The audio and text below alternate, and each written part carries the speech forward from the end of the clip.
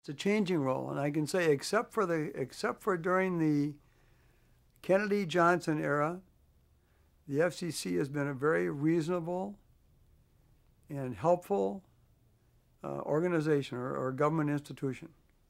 It was during the Kennedy era when they had this guy Johnson on, and Kennedy wanted to scare broadcasters into doing his bidding. And they got this Newton Minow who talked about the vast wasteland. Who is Newton Minow to tell the American people what they should or should not watch?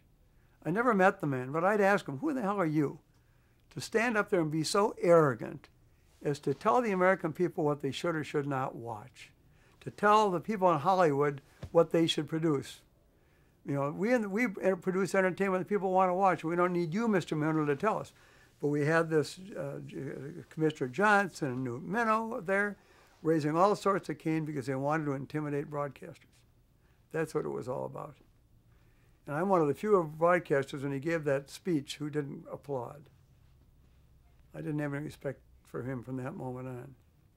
And after the Johnson era was over, then the commission started to get back to its old, Nick Johnson his name, got back to its old self where it was trying to help people develop things. They were the commission was very helpful to us in developing direct broadcast satellite. Every time we needed something, they bent over backwards to try and make it possible for us to succeed. And I think the role of the FCC is still one of seeing that we operate in the public interest, convenience, and necessity, but probably less so than it was 30 years ago because there are so many outlets. And it may be that one day there won't be an FCC except for protecting, seeing that no one jumps on your channel. And when people talk about the public airwaves, and we live to the letter of that law, and we operate within the spirit of that law, but I don't deep within myself feel that it should be the public airwaves, because the public did nothing to help my dad risk everything he had to build a broadcast station where he could have lost everything. Anybody could have applied for a license and had a license. The public didn't help me and my sons and daughters and wife develop DBS and my associates. We took a huge financial risk that could have wiped our company out to start DBS. Nobody was there to help us, yet it's the public's airwaves.